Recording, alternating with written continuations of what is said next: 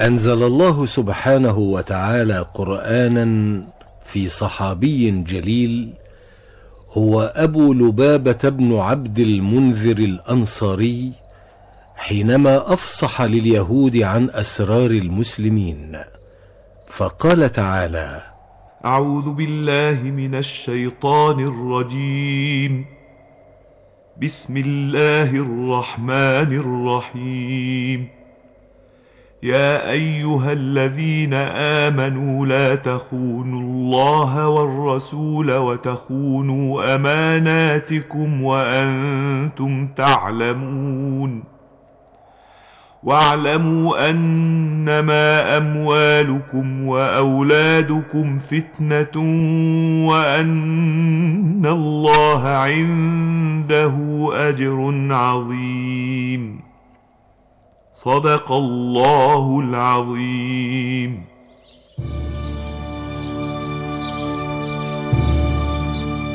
ولماذا يا أبا لبابة تريد مني أن أصنع ذلك؟ لن أفك هذا الوثاق حتى يتوب الله علي ورسوله. وماذا فعلت يا أبا لبابة؟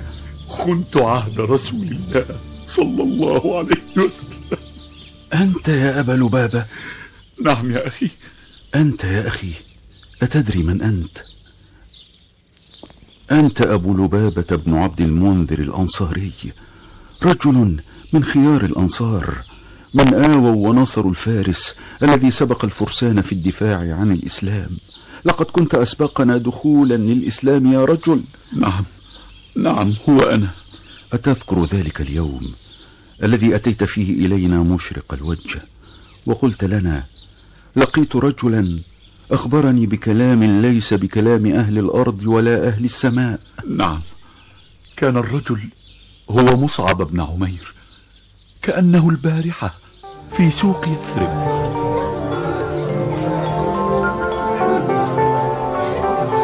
صدق الله العظيم. يا الله، يا له من كلام عجيب يطير بالقلب كالجناح ويلقي به في قلب النور. سمعناه من رسول الله فبدل الله ظلمات نفوسنا نورا وأخرجنا من الجهل إلى العلم ومن الضلال إلى الحق. وماذا فعل الناس في مكة؟ آذوه وكذبوه وقست قلوبهم، فهي كالحجارة أو أشد. والله لو كان بيننا لنصرناه وبذلنا أرواحنا فداه. يا مصعب بن عمير، صف لي محمدا. هو ألطف الناس وأرحم الناس بالناس وأرفق خلق الله وأجملهم وأصدقهم حديثا وأكرمهم. إذا تحدث سجدت القلوب لخالقها، وإذا صمت تمنت الأذن أن يتحدث ثانية. سمح بشوش رؤوف رحيم. لا أملك نفسي من الشوق لرؤياه. والله إني على يقين من أنه رسول الله. من كان هذا كلامه وهذه صفاته فأنا به مؤمن وله مصدق. الله أكبر. ردد خلفي يا أبا لبابة: أشهد أن لا إله إلا الله وأشهد أن محمدا رسول الله. أشهد أن لا إله إلا الله وأشهد أن محمدا رسول الله. أشهد أن لا إله إلا الله وأشهد أن محمدا رسول الله.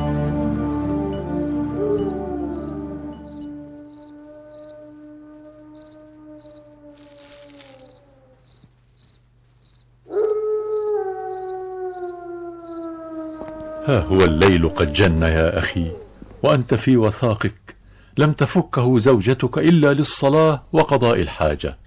أما كفاك يا أبا لبابة؟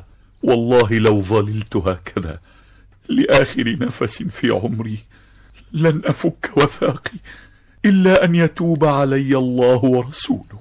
غفر الله لك يا أبا لبابة، لقد وسعت رحمة الله كل شيء ورسوله هو رحمة للعالمين. أعلم والله ولكنني خنت عهد الرحمة المهداة، وفعلت فعلة لن أسامح نفسي عليها حتى يسامحني الله ورسوله. ولم لا تذهب للرسول الكريم وتسترضيه وتطلب منه الصفح والغفران؟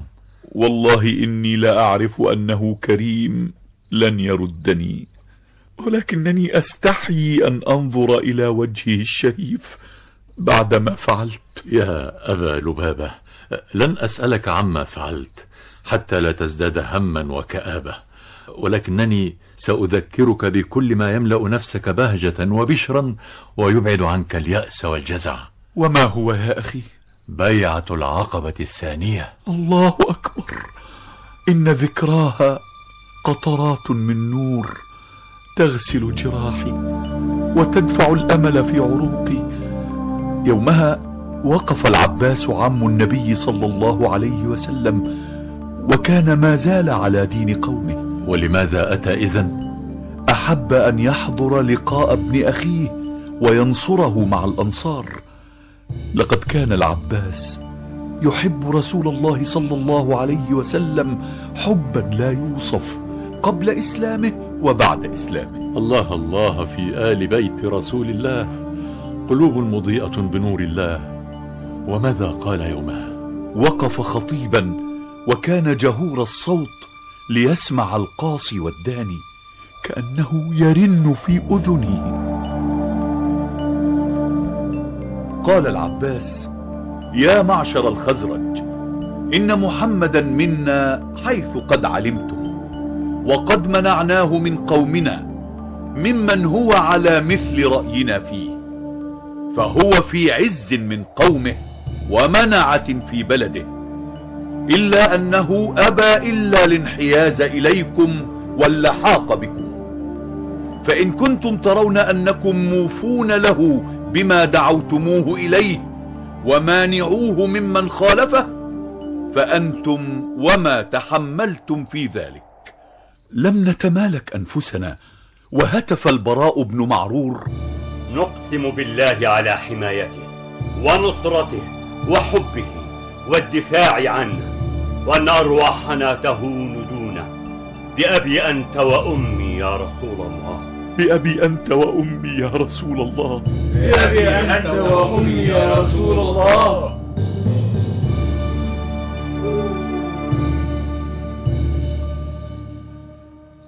إنها الليلة الثانية يا زوجي الحبيب، ولم تذق طعم الراحة.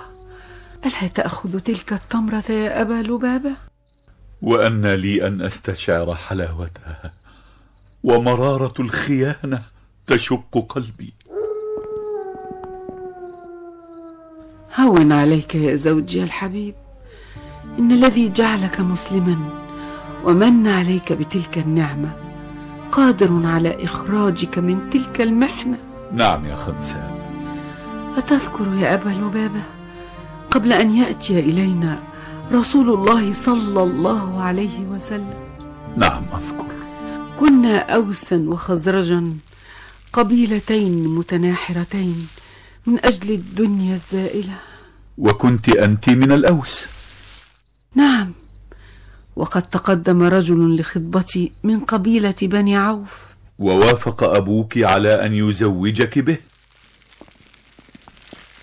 لكن الخنساء كانت تريد أبا لبابة. ورفع الأمر إلى سيد المرسلين صلى الله عليه وسلم، فأمر رسول الله أبي أن يلحق الخنساء بهواها. وصدع أبوك لأمر رسول الله صلى الله عليه وسلم وتزوجنا. إن الله الذي جمعنا وأنار قلوبنا قادر على أن يتوب عليك يا أبا لبابة. عودي إلى بيتك يا خنساء، وتضرعي لله أن يغفر لي يا زوجتي.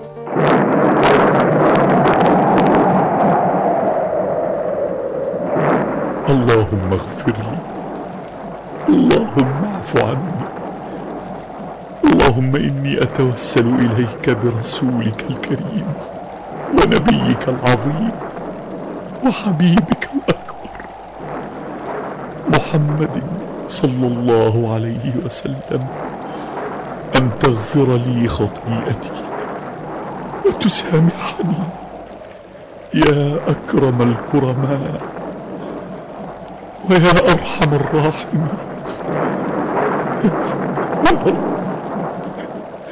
يا رب. وتاب الله على أبي لبابة، ونزلت الآية الكريمة: أعوذ بالله من الشيطان الرجيم. بسم الله الرحمن الرحيم. وآخرون اعترفوا بذنوبهم خلطوا عملا صالحا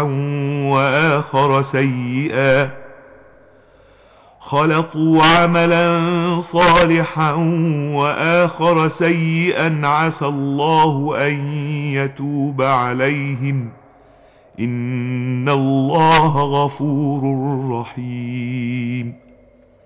صدق الله العظيم. هنيئا لك يا أبا لبابة، لقد نزل فيك قرآن وتاب الله عليك. أبشر يا رجل، أبشر، ودعنا نفك وثاقك. دعني أنا من يقوم بذلك، تهنئة مني لك على التوبة. لا يا أخي، لا تفك وثاقي. ماذا بك يا أبا لبابة؟ لقد تاب الله عليك وأنزل فيك قرآنا، وأنت ما زلت تريد أن تظل هكذا؟ والله لا أحل نفسي ولا يحل وثاقي أحد حتى يكون رسول الله صلى الله عليه وسلم هو الذي يحلني. وظل أبو لبابة موثقا حتى كاد أن يغمى عليه، وهو ينتظر أن يحل وثاقه الرسول الكريم بيديه الشريفتين.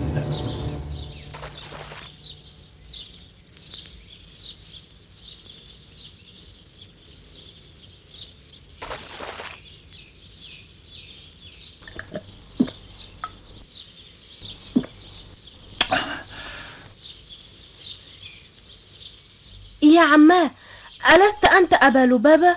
بلى. ألست أول من أسلم من الأنصار؟ بلى يا ولدي. ألست ممن حضر بيعة العقبة الثانية؟ بلى يا بني. ألست الرجل الذي أراد أن يخرج في غزوة بدر مع رسول الله صلى الله عليه وسلم، ورده رسول الله وخلفه على المدينة ليحمي نساءها وأطفالها وأشجارها وثمارها وثغورها؟ بلى يا صغيري. إذن لماذا أنت هكذا موثق حزين؟ لأنني خنت رسول الله وعهده، وسأظل هكذا إلى أن يفك هو وثاقي أو أموت دون ذلك. وماذا فعلت يا عماه؟ وكيف خنت العهد؟ في غزوة بني قريظة يا بني، بعد أن خان اليهود كل وعد ونقضوا كل عهد وبثوا سمومهم وأشعلوا الفتنة، حاصرهم رسول الله صلى الله عليه وسلم في حصونهم مدة 25 يوما، وكادوا أن يهلكوا، فاجتمعوا يخططون. يا معشر يهود، قد نزل بكم من الأمر ما ترون. هلكنا ورب موسى. وإني عارض عليكم 3 حلول، فخذوا منها ما شئتم. وما هي يا كعب؟ نتبع محمدا ونصدقه، فوالله لقد تبين لكم أنه نبي مرسل، وأنه الذي تجدونه في كتبكم. ليس هو. صحيح أنه يطابق الوصف، لكنه ليس هو. لا نفارق التوراة أبدا. فإذا أبيتم فلنقتل أبناءنا ونساءنا ونخرج إلى محمد وأصحابه، فإن نهلك لم نترك وراءنا نسلا نخشى عليه. لا لا لا لا لا لا, لا. الليلة ليلة السبت، وعسى أن يكون محمد وأصحابه قد آمنوا فيها وظنوا أننا لن نخرج، فلننزل لعلنا نصيب محمدا وأصحابه. لا لا لا لا تفسد علينا ديننا. فأنت تعلم أن من يقاتل يوم السبت يحدث له من المسخ ما تعلم. يا لكم من جبناء، لم يعد أمامنا إلا أن نبعث لمحمد ليبعث لنا رجلا لنفاوضه. ومن هو؟ لنختر رجلا لين القلب عطوفا ونخرج له نساءنا وأطفالنا يبكون له ويتوسلون إليه ويرجونه أن يخبرهم بنية محمد فينا. ومن هو هذا الرجل؟ هو نعم، أبو لبابة بن عبد المنذر، كلنا نعرفه من قبل إسلامه، وهو طيب كما تعلمون. نعم الرأي يا كعب. أغثنا يا أبا لبابة، أدركنا يا أبا لبابة، أدركنا يا أبا لبابة، أدركنا يا أبا لبابة، إننا نموت. لا نريد منك شيئا سوى أن تقول ما هو حكم رسول الله فينا. ماذا؟ القتل؟ بل نحن يا أبا لبابة، نحن من يقتلكم ويطفئ نوركم. غفر الله لك يا عماه. لقد غفر لي يا بني، لكنني لن أشعر بطعم الراحة إلا إذا فك رسول الله صلى الله عليه وسلم بيده الشريفة قيدي. رسول الله؟